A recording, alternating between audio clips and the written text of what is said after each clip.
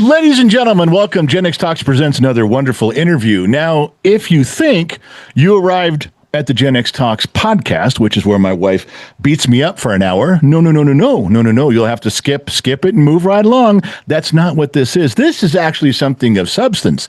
This is actually something that I want to do, that I enjoy doing. Nothing like where I get railroaded for an hour where she beats me up and then we have contract negotiations and I have to forfeit all of the good things about being a husband because she's my wife and she says so. No. The interviews are where I find really creative people of substance and importance. I give them $12 and then they come on the show. Yeah, it's my $12 friends. Today we have Boopsy. It's none other than Joseph Ferris. What's up? Boopsy, but what? Okay, before we do anything, I want you guys to know, if you don't know who this is, then you've been living under a rock. This is one of the most fun guys on the internet I've ever seen. When my wife and kids hear me chuckling from the other room, it's because I'm scrolling through his channel again and again and again, just like you guys do. When I put up the little icon that we were going to do an interview with him, probably the biggest response we've gotten. All the little comments you guys gave me, you guys are looking forward to this being broadcast. We'll let you know when it's coming out live.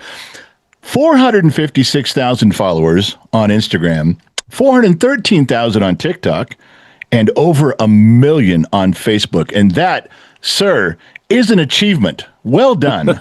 Absolutely well done.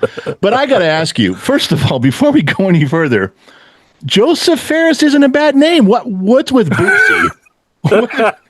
I got to know. Well, quite honestly, it's because I didn't like being called cute. It's the cutest way to call someone ugly that my friends could come up with. So I moved. That's what it is. I moved. I grew up in South Carolina, as most people know, pretty close near John or Dad Bod. You know, we're friends. But I moved to Colorado. And right when I moved to Colorado, I kind of got in a group of friends. And there's this one girl who always used the phrase cute. You're like, Joe, you're so cute. Oh, this is so cute. This is just the one I love. You're so cute. And I hated it. I was a 22-year-old kid. I was a man. I was built like a brick shit house. Yeah. I'm not cute. You know what? Before you go on, exactly at that age, I was telling people the same thing. I used to stop and go, whoa, puppy dogs are cute. Not a puppy dog. That's it. Puppy dogs and little boys. That's it. And I was neither at the time. So I was just like, cut it out. And I think after like 10 or 12 times of me saying, all right, shut up, I'm not cute, she finally just said, fine, well, then if you're not cute, you're a big, ugly piece of crap. And I said, fine, okay. I mean, I don't care. So she would then refer to me as big, ugly piece of crap. And then my buddy Kyle, he was just like, all right, that's too long-winded. Just use the acronym BUPC, Boopsy. Well, I was like, to be fair, you brought that on yourself. I did. It's the cutest way to call me ugly, and I think it's hilarious. So that's Boopsy. I'm glad that I didn't start this interview out in the direction I had intended. I'm glad I forgot because I kept saying Boopsy, but at the beginning of on Instagram it says BUPC. And I go, gotta ask him what that's for. Gotta ask him why that's on there. Gotta remember, write that down and ask him. Literally, right before the show, I went, God, it says Boops. Oh, BUPC. That's Boopsy. BUPC, Boopsy, Boopsy. Oh, it's just a short version of Boopsy. So if I had to come on here pretending I knew, like, I figured out your little code there, Boopsy is Boopsy, you'd have been like, no, it actually stands for something. And I'd have had to backtrack and go, oh, God, I wish I hadn't started with that. Thank God I forgot. Because you just took me full circle and saved me the embarrassment of going through it. Okay, so now we understand the Boopsy terminology. We don't want to refer to you as cute. I'm assuming you also don't like adorable and things like that. Oh, my gosh. No, anything to describe a little kid, puppy dogs and kittens. Not my style, man. No. You talked about a dad bod veteran, and I remember seeing that video that I think John did it, and it was, he's not me and I'm not him, so please don't refer to me. I got to tell you, the picture he put up of you was the most unflattering picture I think he could find. You're way too zoomed in. It's cold outside. It's snowing. Your face is all red, and you got to stare like you've been up for 4 days. And he uses that one to present. Well, the funny thing, that was my profile picture at the time. I was sitting outside. I was like, I got to change my, like, I honestly, all of this stuff that we do and putting our face out there, like, I just don't care. I mean, I don't think people understand, like, how much, and I think, well, maybe you do, because I just don't care. It's not like I'm doing all this to be like, hey, look at me, I'm a special person. I just want to talk. I want to say things. I want to just put crap out there, and when people happen to like it, rock on. Yeah. And if not, then don't. And so, whether I look ugly or look stupid or look dumb or silly or groungy, I mean, I live on a 40-acre, small farm. Yeah. And so, I mean, I came in yesterday and I had black mud and actually horse and pig crap all over my shirt from when I was feeding the animals. And my wife's like, did Oreo, the pig, did he slop you? And I'm like, yeah. So, I mean, that's what I look like. I'm sure your wife looks at you like, hey, you gonna change that shirt before you get on the camera, or are you just gonna go for it? Well, she's like, you might want to spruce up a little there, mister. But, well, here's the sad thing about my wife, since we're talking about pigs. My wife will look at the pigs, swallowing in the mud, and go, oh, I just love them. They're so cute and adorable. And then I'm like, Now I know what you find as a pig in the mud, and then you married me. Gee, I was just going to say, she's expressing her love of certain types, and then there you are. Just saying. but yeah, I mean, he used that picture, and I asked him to do that, and I'm like, you're going to make one, and I'm going to make one, because I know that we constantly get crap back and forth. Yeah. And people are like, oh, you're going to be at the show on Tuesday, and I'm like, no, I'm not doing it. Not doing a show. I mean, I'll be in the back, cleaning up my farm, but I'm not going to be at the show. So they always ask me, like, dude, can we just make the? We've done it like 2 or 3 times. Like, he's not me, and I am not him.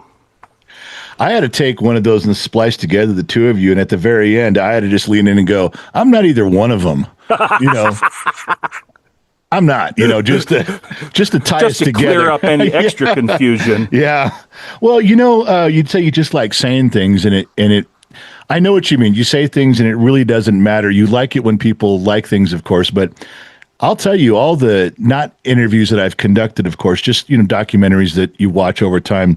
I think some of the greatest filmmakers and some of the greatest musicians have had that same attitude. Very, very, very casually say, look, I make stuff and I do hope they like it, but I'm not making it so they'll like it.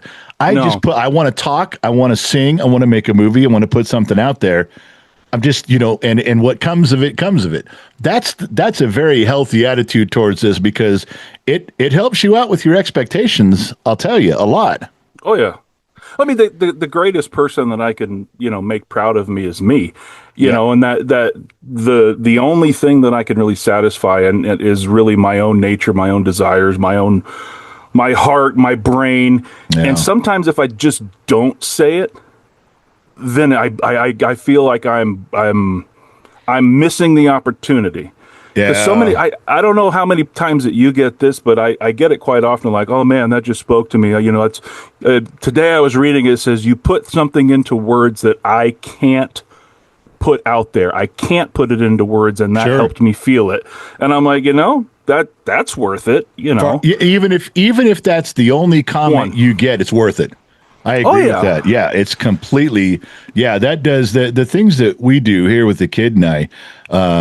We get that. Like sometimes I get a lot of people saying that your dad is my spirit animal. Your dad reminds me of my dad who's passed away. Your dad reminds me of my uncle, and they all seem to be in a good way, like in a good light. It's a good remembrance. And you Yep. know what? If that helps them along in any way, us being silly on our end, then great, good. Yep. Because there's a lot of stuff out there that tears people and things down. So, it doesn't hurt to put a little bit back together. It doesn't. But on your end of things, I got to tell you, I've watched you regularly, and I've also scrolled through, binge watched your stuff, which everybody does. But sometimes the things you say towards millennials, or even people our age that are just coming across a little bit stupid, sometimes I set my phone down and go, wow, if the person who did that sees what he just said, that is really going to ruin their day. Because sometimes your sarcasm cuts into it like, how can you be that dumb? And I'm laughing my ass off going, oh, I'm so glad he didn't pick one of my videos and do that to me. Because you have, I'm going to tell you something without being silly, because without trying to sound childish. But I went the other day to look through some stuff of yours like I do. And I wondered, I go, why am I so addicted to what he's saying? Why is it just the phrasing? Is it because we have so much is common between us with our age group and the way we grew up? And I'll tell you, I think for me, you sell it with your eyes, your facial expression. Everything you say looks sincere.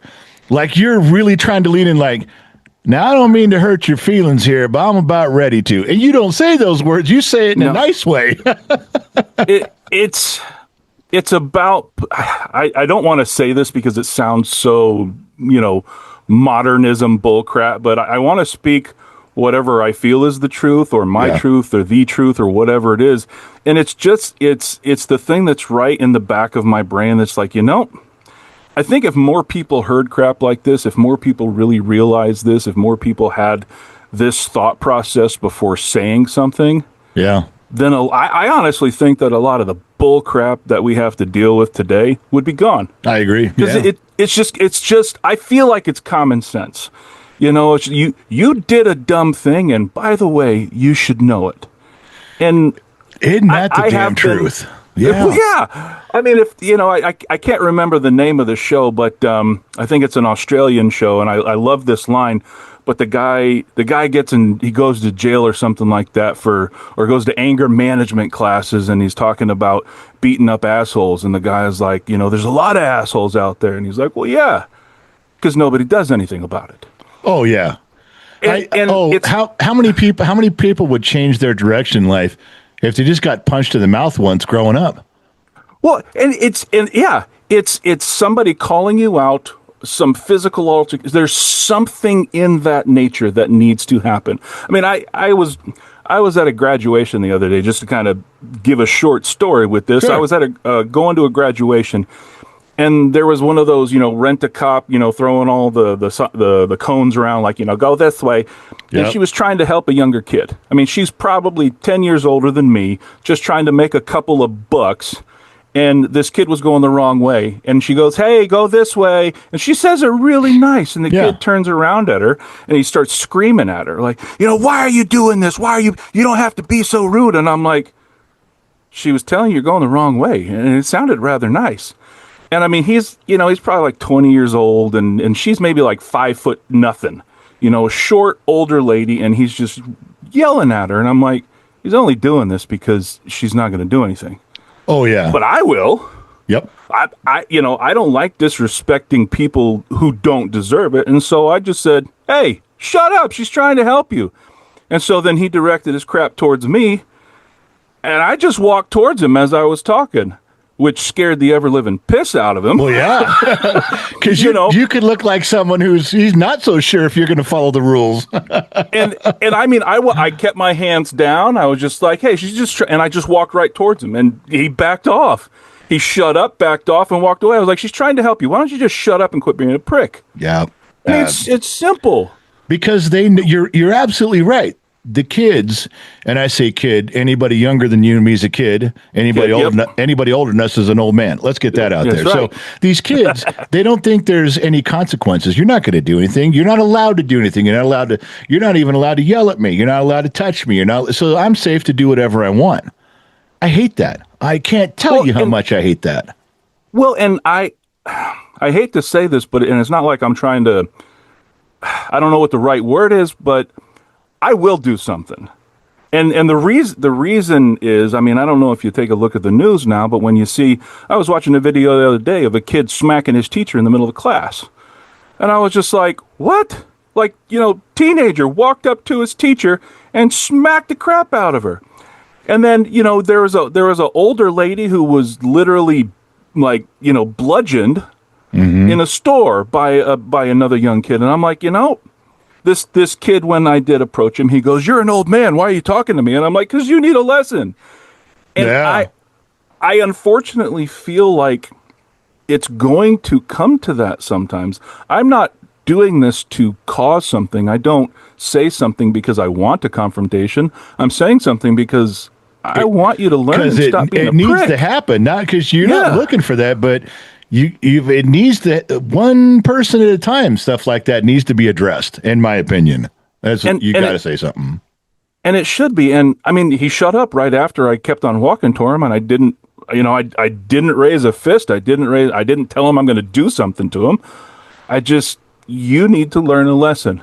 And he booked it out of there, so he knew something was, he was afraid. He knew he was in the wrong. If he was in the right, he'd have tried to stay. They know. Sometimes they do know.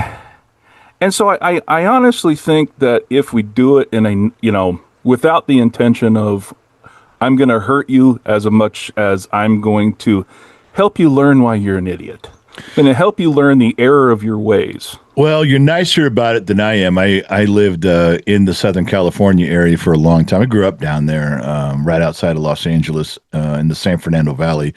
But over the years, being in that area where there's a mix of people, I found myself at Walmart one time when someone was trying to steal a vacuum cleaner. And there she's walking out with it. Her and her boyfriend are walking out, and the store was trying to stop them, but they're yelling, "You can't touch me. You can't stop me. Your handbook says you have to let me go. You work here. You will lose your job if you raise your hand at me. You will lose your job if you stop me." And they're yelling back and forth, and I walked over and I tapped him on the shoulder and I said, "I don't work here. I'm not risking anything. And I'm telling you, you're going to have to get by me to get out. Now, how do you feel, tough guy? Because there's no handbook on me. There's no rules on me. Now what? No. Now we're even." And guess what? They left it. They didn't want to fight me to get out the door for a vacuum cleaner. But how do you not say something? Well, the way we grew up, oh my God! First of all, my mom, my uncle, my grandma, any one of those women in my family, seeing me misbehave, they wouldn't have waited till I was running around acting a fool. You know what? There'd have been a little boy unconscious on aisle 4. Oh yeah. Well, I mean, and I think that's one of the differences that I wish that we could get back to. If I did something, I grew up at, when I was a young kid, I grew up in a military neighborhood. And my dad was in the Navy for like 24, 25 years. And everywhere I grew up, it was all, NCOs and a whole bunch of military people right there. Yeah. And you go down the road, you do something stupid, someone's mom is going to come out and smack the crap out of you. Yep. You're going to get smacked the crap out of when you do it because you did it in front of, Sally Sue's house. And then she's going to call your mom or dad, and you're going to get the crap smacked out of you when you get home. Yeah, it was expected, and it was understood. There was no abuse going on. If I did something down the road in front of someone's house, and that woman came out and grabbed me by the ear and drugged me home, my mom didn't say, "Don't you ever lay hands on my son again." My mom would have said, "You should have slapped him as you were walking. Don't ever let him behave that way. Don't let my son do that." But it was, culturally back then, everybody was on the same page. Most people were. It was a whole different vibe for sure when we grew up. I think Dr. Spock or whoever the heck that is changed it when his book started coming out. I don't even know the guy. I just remember in movies like Dr. Spock says this, and you should teach this with kids, and they should. Dr. Spock to me was a freaking character on Star Trek. I don't care about Spock. He had no emotions, and you shouldn't have emotions about this either. As I'm whooping your butt in a circle, kid. It's all of those dumb books that try to give someone the better way. Yeah, be kind. Don't beat the crap out of your kids. Don't, No. waylay them and give them bruises. No. There's a really good one flip on the head, a swat on the butt, something like that. Well, It's enough to get their attention and go. That's the problem. Joseph, that's the problem. We're dealing with it. Someone says, well, you think it was okay to spank your child? Yeah. Oh, so you believe in child abuse? No, you're just too stupid to know there's a difference between discipline and abuse. I am very much against child abuse. In fact, if I find kids that are being abused, I want to find the abuser and bury them under the jail cell. Yeah. That's how I feel. But there's a difference. There is. Well, I mean, I look at my own kids, and I honestly cannot remember. I cannot remember laying a hand on my kid. I can't. But it's because I corrected them when it happened.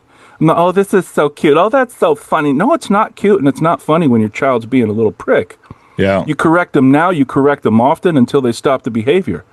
And then they don't do it. But I see it all the time now as like, my teenager's doing this. What do I do? Start 12 years ago. Yeah. Right. Start 12 years ago. Yeah. Sorry about your luck, but yeah, that's what you do. I got you. Well, hey, since you brought up military, go back, rewind a little bit. How were you brought up? What was your mom and dad doing? Did she have a job, stay at home? Where'd you live? Where was your primary education? Man, so from the moment that I could go to school, my mom worked. My dad was in the Navy, so he was gone 6 months out of every year. So, I mean, it might as well have been an absentee father, and he was on so many different weird committees and stuff like that. So I don't know if anybody knows about this, but, if you, not to bring up something sad, but, there's the 22 who, basically remove themselves from existence every single day from military. And my dad was the one who would get called if something like that was going on. So even when he was home, he had duties like that would constantly take him away to go talk them down or be the medical person. He was a corpsman in the military, and so he was attached to Navy groups and Marine groups. And so he was always going somewhere and doing something. Yeah. And my mom, to the best of her inept abilities, would try to manage the four of us. I mean, I got a brother who's 10 years old, and he's as psychologically twisted as I am. And then I've got another sister. I got two other sisters, and I'm the youngest, so I not only got the crap from my parents, but also my brother and sisters. Talk about psychological torture and fortitude. I could pretty much handle it all because I was getting it from every way. But I grew up mostly in military housing, and like most, I was on my own. I come home from school, there's some food somewhere, eat leftovers, grab a snack, whatever you can, Sure. Do your chores, clean the floors, do the dishes, whatever. Yeah. There's that really weird sketch pad of crap that's written on the refrigerator that everybody has to do, and like, do this or else. Well, or it's written on the back of an envelope, like, get all these things in before I come home, and it's on the kitchen counter. And so, you work with everybody. I think that's the only time that me and my brother and sisters actually ever worked together, is to do our chores so that we could go out and do what we wanted to. Sure, yeah. And so, the house was always kind of clean because of that. But then after that, it was all, I right out of my backyard. I had a fence, and then I had woods. And so I was in the woods all the time. Playing Tarzan on the vines and doing all the crazy stuff, digging forts and building forts and having fun with that. And I think that changed a little bit when I moved to Key West. I was in Key West, Florida for a couple years. And it just changed from going into the woods to going snorkeling every day. Wow. Which was, it was quite liberating and really cool. And sometimes I think no matter how weird it was having two parents that were never there. Let me rephrase that. I thought it was weird then, but now I figure, it's the normal. All kids had this. But, I got to do a lot of stuff. How many kids come home, do their chores, grab their snorkeling gear, go to the channel right outside of their house that you can walk to, spearfish, catch your dinner, either crabs or some kind of a fish, bring it home, clean it, and that's your supper right there. 3 kids is the answer. 3, because I saw Flipper, and there was 3 of them. And the dad was gone all the time. And I don't act like I don't know what Flipper is. I was there, buddy. Oh, yeah, you know. But documentary. That's right. It kind of felt like that. You know, I was always in the ocean, and me and my brother, who's 10 years older than me, you know, this is the dumbest thing that I can think of, but we did it all the time. We would go wade out into the water that was up to our waist and shark fish for blacktip sharks. And so, you know, if you look at a map, there's a place in Key West called Dredger's Key. We'd walk out to the drop-off, drop our line off, and catch a shark while we're standing in the water. Catch a shark? What kind of a game is that to play? I mean, black tip tastes good. Yeah, but still, I'll still stick with the supermarket. When I go into the frozen food section, it's not going to bite me when I go to get it. Well, but I mean, people always ask, did your parents really let you go and do all this stuff? Well, they weren't there to stop me. It wasn't that they let me. It's that they weren't saying no because they weren't around. Yeah, it wasn't like it was permission. There just wasn't a conversation. The answer very well could have been no, but I didn't ask. But yeah, I mean, I that was the norm, and and then I think when I moved back to South Carolina, it was just a generic neighborhood, and getting into trouble with all the teens, and having rock wars out in the the backfields, and I've always lived kind of near some type of a woods or recreational or open space area we could go and do something nefarious and sketchy. Yeah. So. Well, how far back were you the class clown? Did that start at an early age, or was that after? In class, I wasn't. Now, I didn't do anything. I was actually very lazy in school. Very lazy. I knew everything, but I didn't care. Like, I actually worked harder to barely not pass, or to barely pass a grade. Like, how many questions do I have to answer to just skate by and not care? How much do I have to get right? I raised a son like you. He came to me in high school. He says, okay, Dad, hear me out before you get mad. Listen, half my grade is my tests and half my grade is my homework. So here's what we're going to do. No homework ever. I'm not doing any homework. And as long as I get like a 92% on my tests, I get an F on my homework, an A on my test, I'll get a C. Everyone's happy, and I don't have to do much work but get ready for a test. Yep. I didn't care about it all. I was just like, I'm smart. I don't give a crap about this stuff. I just want to sit there. I want to play football. I wanted to wrestle. I wanted to do my track stuff. I wanted to be a high school kid. And so I wasn't really the clown. I was actually the defender. I was the one where everybody knew that Joe was the guy to go to when you had trouble. Yeah. And I think that was more pronounced in my freshman year. This dude whopped a girl in her head. She was saying something that he thought was stupid, and wham! And I chased him to the locker, held him up with one hand and pummeled him with the other one, and left him on the ground in a nice little mess. Which was deservedly so. It was. And I should have gone to juvie, but nobody, including myself, said anything, including my coach, who watched me do it. You think you would have gotten in that much trouble had it gone to a jury of your peers where you're saying, look, here's what happened. How many people where you grew up would have sided with the guy on the ground? I mean, I don't know. I mean, there's the what we would have felt, and then there's always the what's law, what's legal, what's all that crap. Yeah, you're right. But I am surprised though that I did not get in trouble in the system, so to speak, by my coach. Now my coach beat the mess out of me after practice, and I did get physically punished through extra work. Sure. Which, I mean, quite honestly, made me kind of a badass on the field after that because I could handle anything. Sure. But I didn't get in trouble. And I think one of the coolest things is that there were a lot of people who said, Joe is going to stand up for me. Right. You know, if something is wrong, I know I can go to Joe. I know that I can talk to him. I know that I can get his help. You would not believe how many people that I've talked to that are like us that have had a little story like that. Well, I was always the guy who would stand up for the ones who couldn't.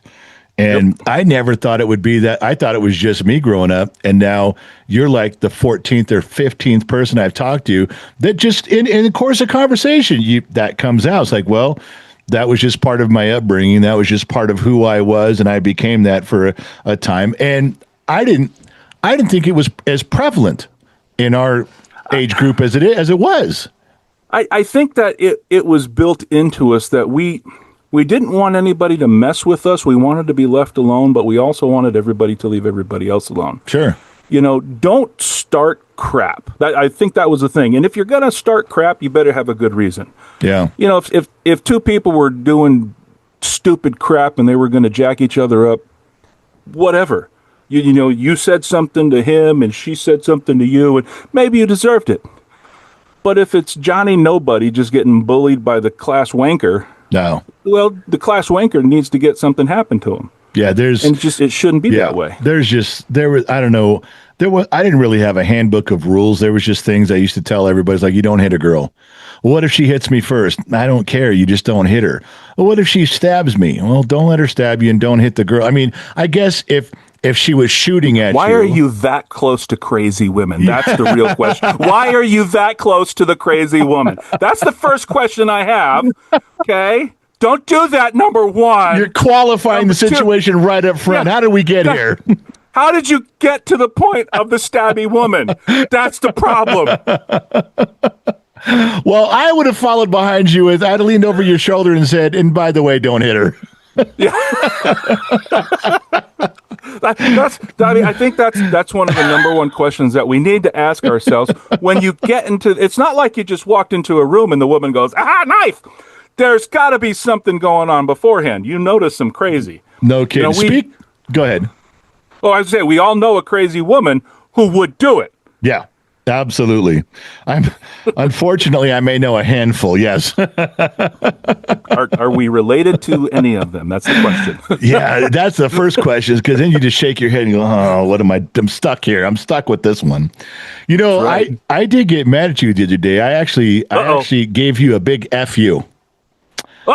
Didn't think I was going to. Watched one of your videos, and it was so funny. And you'll know which one. I'm trying not to give it away.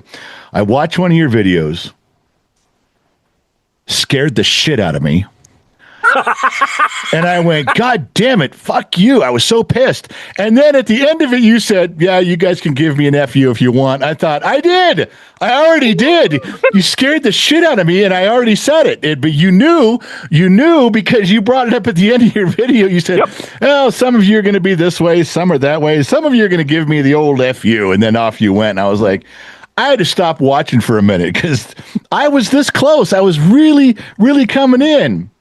I don't get scared easy, but that got me. Oh, yeah. For everyone who's wondering what I'm talking about, go to his Instagram page, scroll around till you find the girl sitting on the couch. That's all I'm going to say. I ain't saying no more, but my God, I don't get got, and you flat out got me. There's no way to put it. Every now and then I do something, and do something a little bit weird and quirky like that just for the hell of it. Well, it's just fun. It just kept me on my toes. Anytime I go back to your channel now, I'm going to do it with a little reservation. Hesitation. I just don't know what's coming here. I got to be careful now. Here's the other one. Isn't that the fun? Isn't that the fun, though? No, it was not. There was no fun part in that at all, Joe. You go to Boopsy's page and you're like, I don't know what's coming. No, this Joe. Guy's a little bit off. He's not wrong. Fun at all, buddy. You keep saying, wasn't it fun? Wasn't it? No, it was not fun, Joe. Not great at all. Hey, what's with the Atwood? How come you got to explain that to everybody. It's Atwood, Atwood, Atwood, but I never really find a reference to it. All right. So I don't know if you have the same problem that I do. I got a fat head. Okay. Yeah, I got a really giant noggin. And so bulldog style, doesn't fit. Yeah.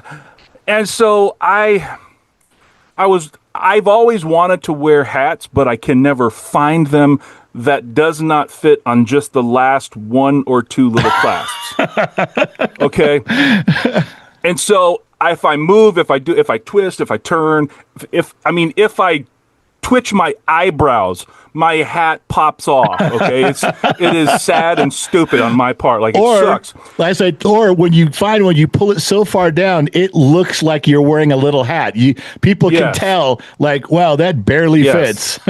And so let me. I don't know how good it'll show up on camera. All right, let me show my bald head, but on this right here, it's a Velcro snap, and so it does not come off.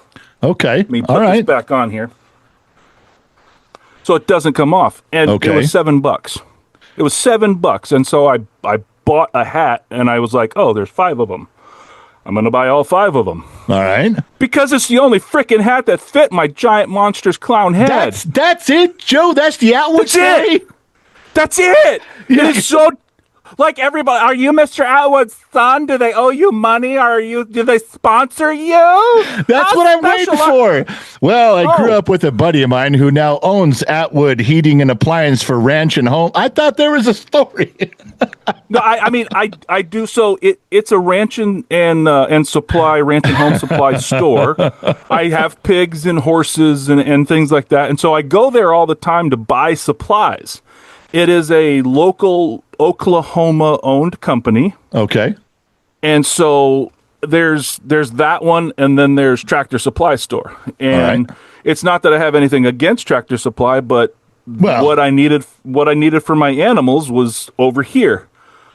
And so you don't know that Tractor Supply's got hats that fit either. You don't know. They very well could. They might. But I just happened to be shopping there, and I saw the big, giant, fat head hat, and I was like, I'm going to buy it. Well, stick with what you know. And that's it. I mean, if anybody has a hat that has a Velcro snap in the back that would like to send one to Boopsy, my P.O. box is on all of my stuff. I'll gladly wear your hat. I'm going to have to see if we have a Gen X Talks one like that. I don't know. If we do, I'll have my wife send them to you, see if they fit. But I got to ask. But I got it now, Velcro, and if it fits my fat head, it'd probably fit yours. So we're close. And that's it. Well, the funny thing is, someone took offense to the fact that I had Atwoods on all the time, and they're like, "Oh, that's a horrible place. They're stupid. I don't like them. Blah blah blah blah blah. You should take that hat off." And so I did a dumb kind of a mocking video where I took one hat off and I put the other hat on. I took one hat off and I just did it like 6 times. Yeah. And then I did the Superman. I was like, Atwood shirt. And the funny thing is someone in their corporate office got a hold of that and sent me a ton of Atwood's crap. So I got a mug, I got a couple more hats, I got some shirts and, some stickers and stuff like that. And, a little, some munchies and crunchies, which is always fun because, I'm a big dude and I like to eat. But I mean, that's really it. It's not like a brand loyalty or no one's paying me to do anything.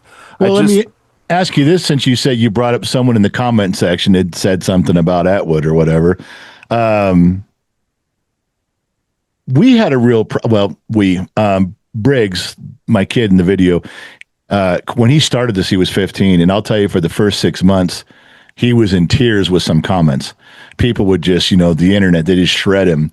Now, of course, he's almost 21 now, so he's got a tougher outlook, thicker skin on it. But when you read the comments, how often do you go back and read what people write just to see where the vibe of the video is? Do you do that a lot, or do you just skip over it? I read a lot of comments. Like, I honestly, no one will believe this when I say it, but I read every direct message, every single one of them. And I do read a lot of comments. And a lot of them are, right on, I feel you, I feel this way. Yeah. There's a lot of them that are, not the nicest thing, or, calling me this or calling me that or telling me whatever. And I don't care. Now, do you leave those comments up, or do you delete them? Oh, I leave them up. I mean, if someone wants to be a wanker, I think that everybody should see it. Yeah. I guess. Yeah. Some people delete those too, and some people don't even go back and read them. They never even look.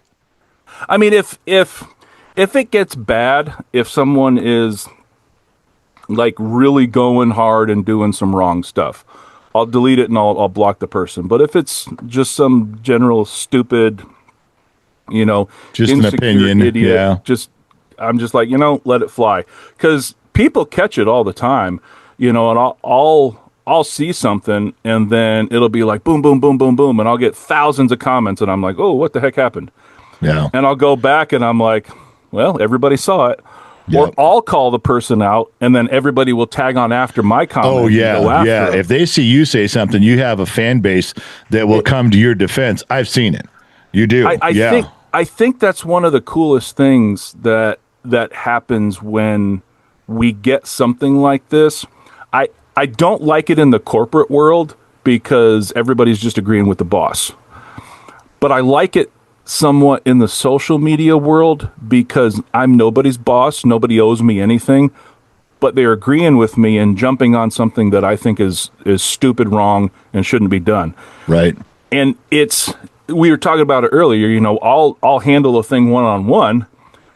But if you build the behavior of everybody doing it when they see something, I mean, you get more people to do that in real life and call out the stupidness and the bullcrap behavior.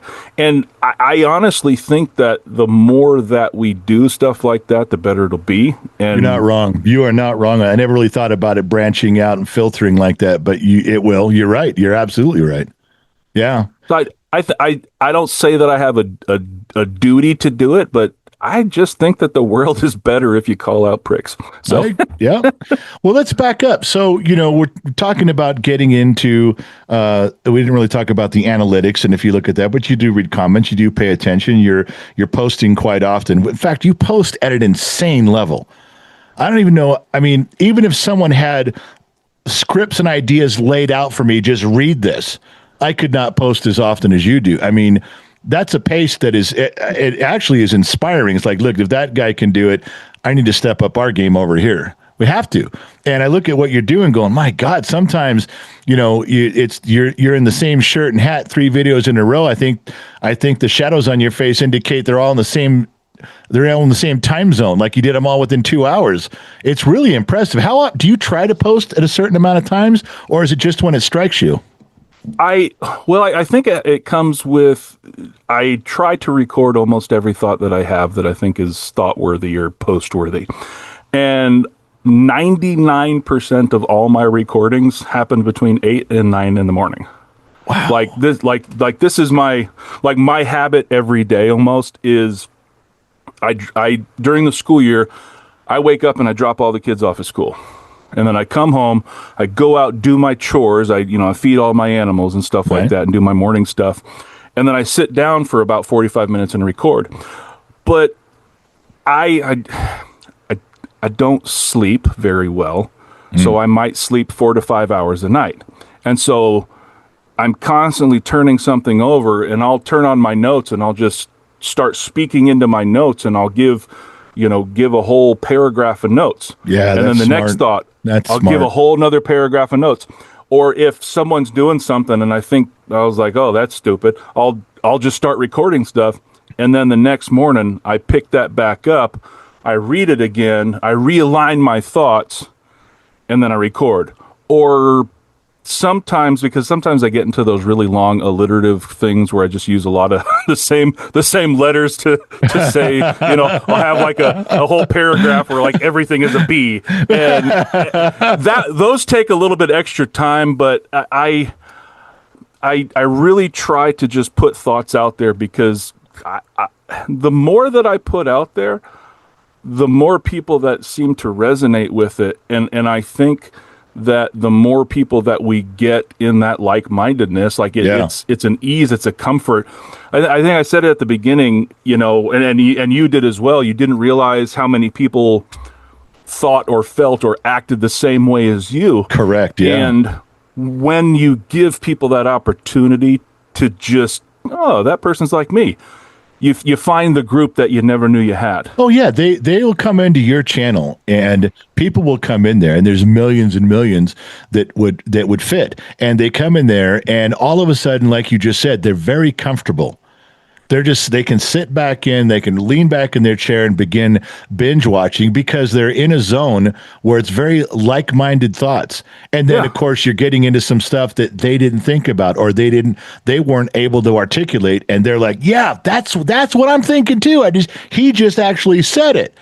So you're right. There's a comfort to that for sure. Well, that's honestly why I followed you from one of the beginnings, because I like when my kids come ask me questions. Like I love being a dad. I do. I love being a dad. I love, the whole growth mindset, watching my kids, helping them become something.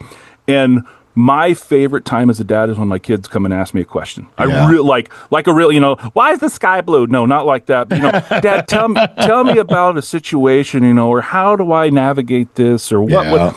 And I really like giving them a mentality that is scarce nowadays, and saying this is how I would do it, and then trying to reframe it how they can still do it in their school system, in their peer group, with all of the confines that they have to unfortunately deal with. Isn't it fun to do that, but try to find a way where you're still giving them a choice at the end of the advice? You're like, well, let me help you out. Here's some good and there's some bad. Here's what I'm thinking. And then you got to make your own choice. I like doing that too, because when they make the choice and it works out for them, then you feel like, okay, I really got through without telling them you will go do this. No, let me just tell you, I've been here before. You can learn from my mistakes. Believe me. I like that part too, a ton. Whoa, fucking camera zoomed in. What the fuck is going on here? Mind of its own goddamn camera. Camera must have thought I was making a point. It needed to zoom in. Just get right in on those eyes. What are you saying? He means right this. Now. I think though, with what you're saying, about letting them make the decision, there's also another benefit to help them make the decision, but let them also realize that when they are no longer kids, that they're going to do something different. And I tell my kids that all the time. I'm like, we have a rule that this is what does not happen. This is not going to happen in our house. Right. But I know you want to. And the moment that you have the freedom and ability to do these things, just do it smart. Just please be smart about these decisions I know you're going to make. I know you're going to do it. Please just let me know so that I can help out when it doesn't go the way that you want it to, or when you need a little bit of help out. And I think that's one of the things that keeps the openness with my kids, right? To allow them to ask those questions. So you try to pick and choose. You probably have 100 things you want to instill. You want to program your kids with 100 things you really think are valuable, and we can't ever do it. We can't get them all in there, but we like you just said, you take those times to sit and talk and guide them. I remember one of them with my kids was, they always run around like, well, how great they are. They get to be teenagers and how awesome they are. And I said, the only thing that really matters is what happens when no one's around. And I remember sometimes they'll stop and look at me and go, what does that mean? I say, well, the real you, your actual character is how you behave when no one's looking. When you could do something and not get caught, and you're making decisions. That's what it's based on, is how you behave when no one's around. And I'll tell you, I think all of my kids, my wife and I have raised 8 children, 4 boys and 4 girls. And oh, wow. I want to say that maybe at this point, 5 or 6 of them have got to that point where they will tell me, you're right, that's the most important thing. Like they've lived through it. And I didn't ask what it was. I didn't ask through the details on it, but you can really tell when they cross that line and they're like, yeah, I'm getting that now. That's a good feeling too. It really is. It is. And I think that building the baseline of how to make decisions, like this is what I go through when I'm thinking of yes or no. These are the questions I ask myself. This is the crap that I deal with. What's going to happen here? Try to give all the points of failure and success, and say this is what I look like and I look at when I'm doing this. And I think they take that and they build a base of a foundation of decision making and to help them not be stupid.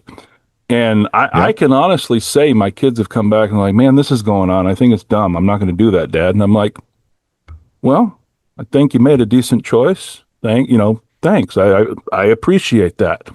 And I see a lot of the downfall of that and the problems that come out. I mean, I live in a small town, and so I see something and I'm like, well, that decision wasn't the best one. And now you see what happened. I mean, there's the example right in front of everybody, why you don't want to do that. Yeah. And it's really easy. It's right in their face. And they go, man, thanks.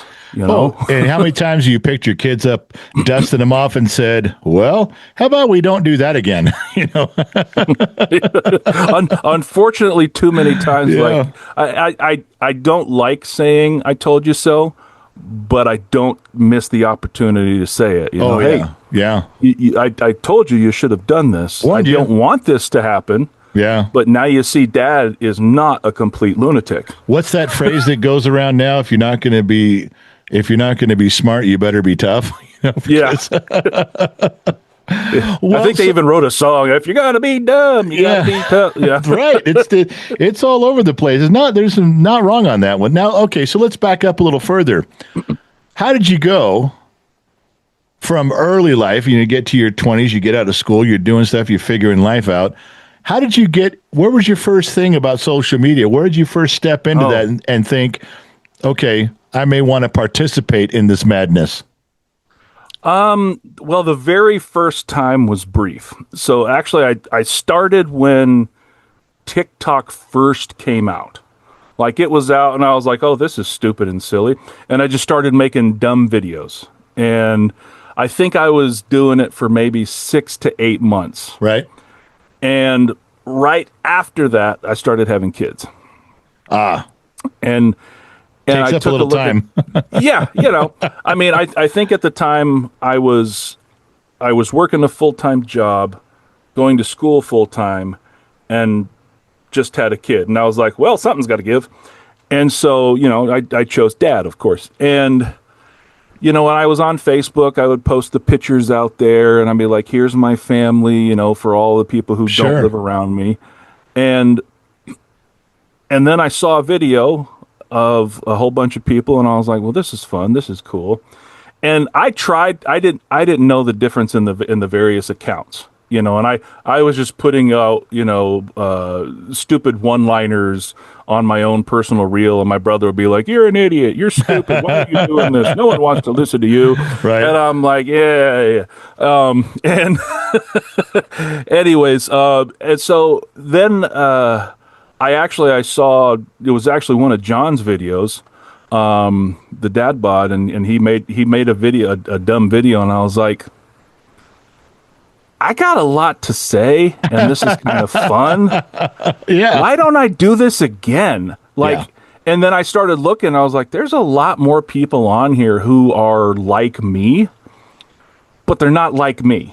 I don't think some people do it my way. So I started making videos, and I think the odd thing is the more that I made them, the more I became like me. I tried at first, which was stupid. I tried to fit into some mold that I thought people would want to listen to. Right. And then I literally was sitting down recording a video, and I said, this is so damn stupid. I was playing a part, and I said, why don't I just talk like I normally do in life? Like, I just stop playing a part, stop playing a role. Yeah. And I think after like 4 or 5 months, I was like, this is what I'm going to do now. Yeah. And so you can feel it. You can, And I still like quirky things. Like I actually have something planned that is going to be a whole new headspace that I think is stupid, funny, comedic that I think will fit. I mean, if not, whatever, but I'm going to try it anyways. Yeah. But, it's fun to be me. And the more that I saw that people wanted who I was, it became easier to be natural. Yeah. And I think the funny thing is all the people who I know in my life, like I got my two really, really good friends, Jeff and Brad, and they're like, people like this stuff? And I'm like, yeah. It's like, people just want to listen to you talk. And I'm like, yeah, it's odd, isn't it? And they're like, we do it all the time. I'm like, now everybody else can. Like all the other idiots who just like you two knuckleheads, they want to listen too. That's right. And they're like, yeah. Oh, that's pretty cool. And so the cool thing is every now and then they'll throw me a bone and be like, oh, here's a cool story for you. And so I'll tell a story that we've talked about, and I'll deliver their story for them, sure. In my way. But it kind of happened out of just because, this is fun. I want to talk. I want to just share my dumb story. Like you said, after 4 months or 5 months, you're in a rhythm that you like, and like, okay, this is working. You're not struggling anymore going, do I need to change directions? After a little bit, when you catch a little bit of a niche that you're holding it as your own, Yep. you know when you're there. You do. That's why I liked when you haven't deviated a ton from, you throw out little things here and there, but that you haven't deviated from your overall format. Sometimes you just have advice. Sometimes you're doing a reaction to something. Sometimes you're throwing something in off the wall. And your channel on Instagram is sprinkled and more heavily backwards with memes. You still had done some of those things where you're mixing those in. I mean, it's a well-rounded channel, if you ask me. It really is kind of robust. Everybody can go in there, and there's something for all of them with the little things you do. I like that you knew when you hit your stride. I like that. That's great, because so many people can't ever find that part. Well, I wanted to be me, and people started asking me, and they were sending me messages, how come you're not doing more of the Gen X childhood stuff, and how come you're not talking about this? You should be more of a Gen X content creator. And I'm like, everything that I say is a Gen X content creator. Every Agreed. word, every thought, every feeling, it's from the era that is not there anymore. It's from the good old days, and the perspective that I'm bringing forward. I'm not talking about playing Red Rover and dodgeball all day, but or drinking out of the hose, the street lights. I get it. God, everybody to death. I mean, they still do it. People still do those. We throw those things in there every now and then. I'll throw it in there because I think people like hearing it. Like, and I'm wait. I'm just dropped in my head. You did one. What did you? I get that way. Like, oh my God, if someone says one more fucking thing about street lights and hose water and then I ran across one of yours, and you started down that road. It was a merry-go-round, and you called it what you call that thing? Child Chucker 5000. The Child Chucker. You're like, and right behind me for folks, that's the Child Chucker 5000. I lost my mind. I'm like, okay, that's new. I like that one. Yeah, because I got it. Well, it's funny because I go to that same exact place about twice a year, and it's actually behind a school in the south of Oklahoma called Medill. And it's right by their high school gym, or their high school football field. And so my daughters compete in track. And so when we went there one day, I was like, wait a minute, that's a metal slide. Wait, that's a freaking metal holy crap. Like, it was like, so I went on there, and I mean, I embellished. I think I did a video where like I went around on the merry-go-round, and I acted like I was going to puke. But I did it because it was stupid, and I'm like, I'm not going to puke on this dumb thing. But it was just fun. I was like, I honestly, for about 5 minutes, I felt like a kid again. Yeah. You found an outdoor time capsule. There's not many of those left. And when I told my kids, I'm like, no, you have to get on this. I'm like, you have to do this, and Dad's going to make you sick. And so both my youngest kids, I think they were 8 and 10 at the time. Oh no, they were 6 and 8 when I first saw that.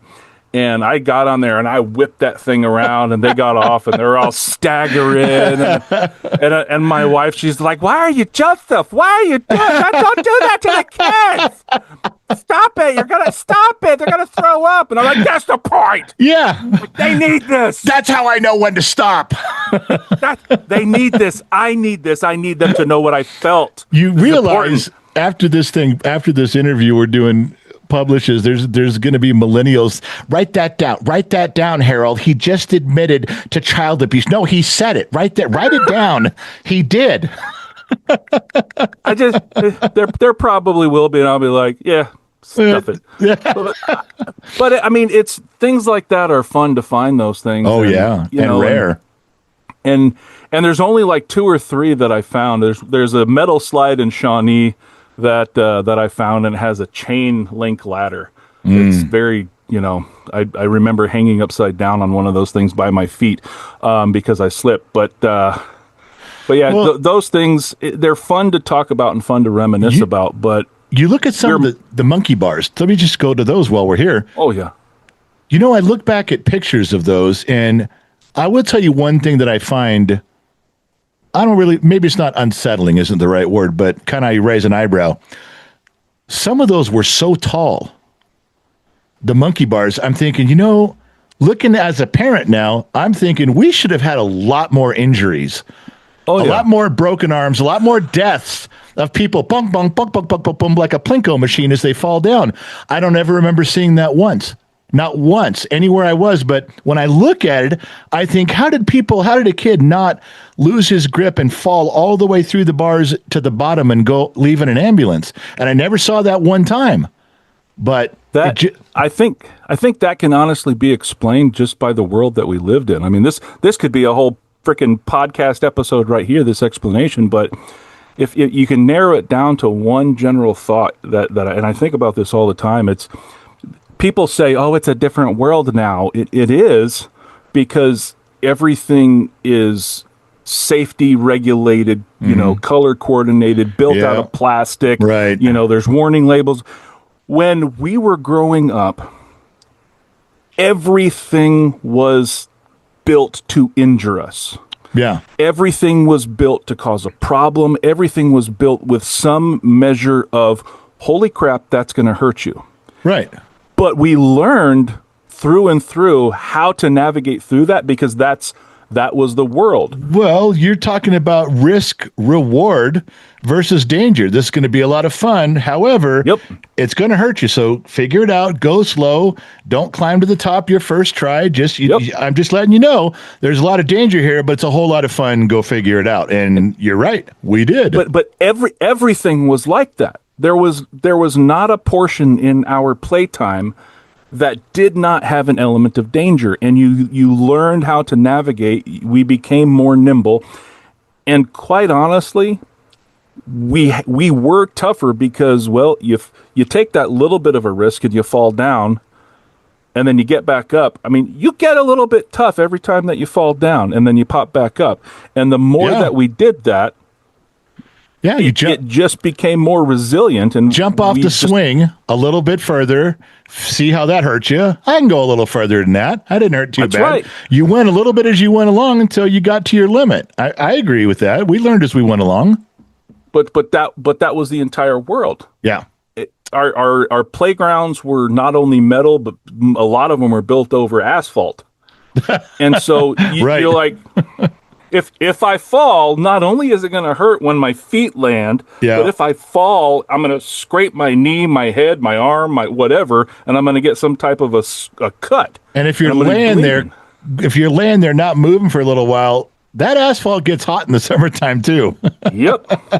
So even if you were hurt, you got to get up because you're going to burn your whatever's touching the asphalt. So it was the entire atmosphere that we grew up in was, look out for this, watch out for this, be careful of this. Oh, that's going to kill you right over there. Yeah, there's a lot of that. And you had to learn to deal with it. Yeah, or don't go on the bike. Don't go on the skateboard. Don't climb the tree. That was it. Or don't do it. Yeah. It was either risk or avoid.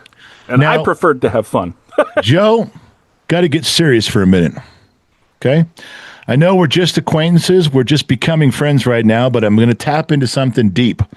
I got to go way back into your memory. Now, the problem with me being the talented broadcast professional that I am at this moment is that I don't know how deep of a wound I'm about to extract from you. I'm going to reference. Warnings. Yeah. Oh, yeah. You got to just hang on tight. Grab the seat and hang on. A lot of your videos, you start to rant. You're getting upset at the subject you're referring to, at the message. And there's goddamn fucking camera did it again. What I'm saying is, you were getting intense. It was focusing on your face. It's like the intense. The camera knew it. Zoom in. Here he goes. Zoom in, everybody. He's going to say something important. Zoom in on the face only. This is a pivotal moment in this interview. No, but it fucking ruined my cadence. I'll tell you that. I was on a roll, baby. All right. So there you are. You get into those moments where if there's a teleprompter in front of you, you're not reading it anymore. If there's a note off to the side, you've kind of gone off script. And you constantly, in those moments when you're like, well, hell, you mention one name over and over again that is probably deeply rooted in something that harmed you as a child. So I'm going to ask on behalf of everybody who's been part of your channel for years, Joe, who's Brenda? Because I'm telling you, my man, how do you do it now, Brenda? What do you think about that, Brenda? Hey, Brenda, why don't you sit down for a second? So you got to help me out. So you before we started this, you gave me the, don't say nothing that you're going to want to back off. And so Brenda is the pseudonym for all the stupid people in my life. Okay. So everyone is Brenda. Brenda the bonehead. Brenda the bitch. If you're a dumb person, it's Brenda. So you know what I'm referring to. This isn't coming as a surprise. I do. So Brenda is literally, I'm not going to lie. There's a lot of people who I grew up with that, provide a lot of that mental storage of the bull crap. And I channel that crap. I'm like, I hate you. You suck. There's a lot of Brendas out there. There's a lot of Brenda. It's almost, it's my version of a Karen, but Karen is overused. And I decided to give my problem person her own name of Brenda. Well, after the 13th video, and not in a row, they're spread out over hundreds of videos, but after watching 200 or 300 of your videos and having the 13th time Brenda, goddamn camera, fucking piece of shit. What the fuck is going on? I am not that important. All of a sudden, I made a note. I'm like, gotta ask him who Brenda is. Because you didn't just pick a different name each time. You go right back to Brenda. I'm like, Brenda. Okay, there's something there. the whole thing is, and this was it was honestly a conscious decision because I try not to railroad anybody in my life. I try not to give too much crap of the people who are right in my vicinity. Not that I honestly care, but I don't want to have other people's business going out there. Yeah, sure. And so if Brenda is kind of the catch-all name for all the stupid crap, and the only way that anybody would ever get called out is if they called themselves out by me using Brenda. Yeah. And so it was a conscious decision of stupid people.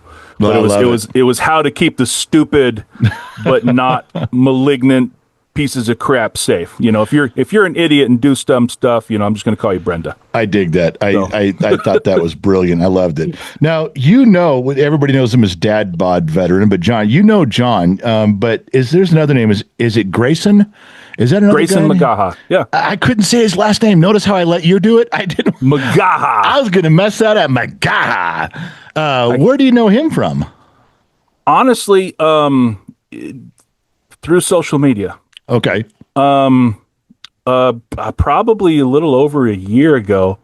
I think somehow he and John got connected. And Grayson said, "Can I have his number?" And Grayson called.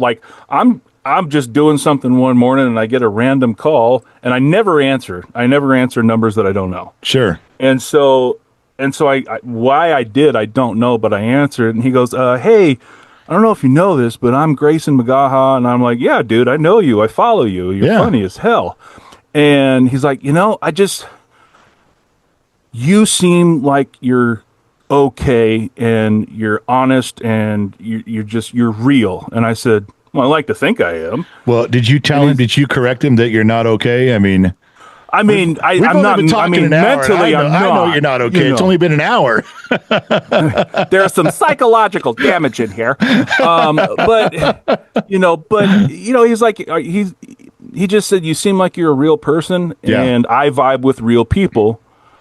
And so we honestly talk to each other once or twice a week. Far out. And he said, hey man, he's been doing this a long time. I don't know if anybody knows his story. But like when the whole COVID junk happened, he lost his job and he committed full time to doing content creation. He does live comedy too, doesn't he? Does. Yeah, I thought so. Yeah. And he's like right now he's on the road with Zach Rushing doing a comedy tour and his own tour. So he does a together thing and he's getting his own thing set up. Wow. Far out. He called me and he's like, hey man, I got a couple of ideas that I want to throw at you. Here's a couple of pointers. Do it what you want, but here you go. And I am not prideful enough, so I'll take information and hints from any reliable, valuable source. And he talked about how I posted and what I posted and things like that. And, say this, not that. Like you're so close here, try to do this, try to do that. And I was like, oh, okay. Was it helpful? It was. I mean, at the time that he contacted me, it was actually right around February, March of last year. And I think I just hit, like on Facebook, I think I just hit 200,000 followers. And he's like, do these few things. Here you go. And I'm like, all right. And I mean, within almost a year, I went from the 250 to almost a million. I think it was like 990, like just at that time. Wow. And so, but we talk all the time and the fun thing is it's not just about content creation. Like yesterday we had to talk about being dads and he'll call me and I'll call him with like advice, tell me how you would deal with this. Tell me your perspective on this bullcrap situation that I'm in, because I don't know what I'm doing right now. And neither of us really know what we're doing, but we give each other advice. And it's really cool that it honestly it came through a video. He's like, you just seem real. And so I wanted to get to know you. And so we talk, and he invited me to do a comedy show, and I've shared the stage with him several times. I have plans to do it a few more times, and good. And I'm trying to get out and do my own show. I'm honestly not putting forth the energy to go out and do my own thing. Right. But I have a desire to go do it. I probably won't go on tour like he does. Do one thing here, one thing there. Sure. But it's something. But it's fun to go and do it. It's fun to try that out, and it is good to find people who just want good for you. Yeah. Want to, like, he asked me for nothing. I've honestly got more out of it than he ever did, I think. Yeah. I mean, but he reached out, and he is a real good friend that I've gotten because of this. And that seems to be the thing, like you said, of being a real person and why people reach out. Because I know that we've done in-person events, meet and greets, or we do car shows and stuff. And it seems like the main reason that people want to come by and see me, they're just wondering if I'm the same person as they see. And once they meet me, they're like, wow, you're just a regular guy. I said, yeah, you have not met a celebrity still. I'm just one of you guys that just every now and then the camera's on and I'm just running my mouth about stuff. And so many people, and I'm sure you get this all the time, is that we're the same. We're the same. Yep. We think alike. That's such a compliment to know that there's a lot of us out there that were raised the same way. I get that completely. I see why he reached out to you. I always just say I'm just a dipshit with a device. It's, this phone, that's that's the only reason why I'm out there, because I have a phone and I happen to record the crap that I think and that I say. I use jabroni. I'm just a jabroni like the rest of us. Bring it back to the wrestling. Yeah, that's right. But yeah, I mean, the other day I was at the Galaxy Con here in Oklahoma, and some guy's like, "Do I know you?" And I'm like, "I don't know. Do you?" I'm like, he's like, "You just seem like I recognize you." And I'm like, I said, "Does the name Boopsy ring a bell?" And he goes, "Oh yeah." And then we chatted for a second. He's like, "You're personable." And I go, "Well, yeah, because I'm a person." Yeah. Like I wouldn't have imagined that. I was like, "Well, I'm okay." I was like, I'm not. This is who I am. I was like, I just talk like everybody else. I just say crap on the phone, and that's it.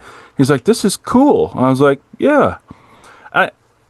I wish that I could give that message to more people, because I've gotten a lot of contacts afterwards. "Hey, I saw you in Walmart, man, and I didn't want to approach you because I didn't want to bother you." I'm like, "Well, just say hi." Just say hi. Yeah, that's we moved up to we live in northern Nevada area now, outside of Reno, and we get recognized up here a ton. I can't go to Costco without having to stop 6 times, but I will. Every time someone says hello, I'll sit and talk to you all you want. Thank you for taking the time. I very much appreciate it. So they're a lot more personable up here than they were in California, and they will come up and say hello and just have a conversation. I like that. Yeah. And I want people to do that at the same time, and I very rarely would I ever say no. Like, unless I am like, holy crap, balls out, I got something to do and I got to get home, I'm going to stop for a moment and say hey. But I also never want to be so presumptuous or like the prima donna, like, you want to take a picture with me? No, yeah, I get you. I'm willing to, but I don't want to seem like, you want a picture with me. You need to, this is why you can, but I will. And when they ask, I do the same thing. It's like, yeah, just no problem at all. Just give me a second. Here, let me brush myself off. I mean, get the crumbs out of my beard. Well, listen, I know you mentioned you got another something you got coming up, so you don't have to tell us what that is if you don't want to. But where do you see yourself in a year or two? You kind of just going to grind this thing out as long as it's fun for you? You're going to keep going?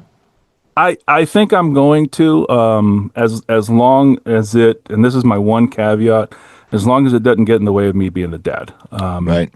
That's one of the only reasons why I'm not out doing a lot of the things like, everybody, you going on the Gen X cruise? No, because my girls are going to have track at that time. And being a dad is more important than me. Yeah. But I'm going to keep on playing this thing out, doing the social media thing, talking my talk, and just making more the more that it comes to me. And don't forget that comedy angle. I think you should put a little time into that. I think you're a natural at that. I think the more you get into that, if you put forth the effort, I think you're going to find that super rewarding. So I hope you continue with that. Oh yeah. I'm trying to put together a couple shows. I've contacted a few places. Uh-oh. Think I lost you. Are you there? Hello? Are you there? We are back. We are back. I did not punch you. I did not kick you out. All of a sudden, you got frozen. I went, oh, shit. Did I lose internet? Did I pay my bill? Am I still online? You were frozen, too. You were staring at me like... I was like, oh, my gosh, he's giving me the death glare. What did I say? This guy's really a little too interested in what I'm saying. Like, I didn't think it was that. He's leaned in really hard. Yeah, it's freezing again on me. Same, back at you. Well, let's see if it lightens up. I don't know. All right. Well, I get where you're going with this stuff, and we will say goodbye, finish recording. But hey, Joe, I can't tell you how appreciative I am. It has absolutely been a privilege speaking with you today. I really thank you for carving out some time for us. It's been a lot of fun. I hope we continue to talk and be friends about things, because I absolutely love your channel. I will promote it everywhere I can. My followers are your followers, half of them already, and I'll make sure the other ones get there. But it's been great talking to you. Even though you keep hitting the pause button, I get it. See, when Joe does that and the screen freezes, you guys don't know this, but that's TV land for I'm done here. Tactic. That's my. You see what I'm saying here? My yawning and my. Right. That's the nice way of doing that. If the screen freezes, it's time to go. 1:30 and I'm hungry. Well, everybody, say goodbye to Joe. Thank you for tuning in. Thank you guys for listening in. Not sure where you're chiming in from around the planet. AM, FM, Sirius XM. Or perhaps you listened in on the Armed Service Radio Network. Remember two things in this life. Number one, wherever you go, there you are. And number two, I'll catch you guys on the flip side. I'm out. Thanks again, Joe. Appreciate you. Take it easy.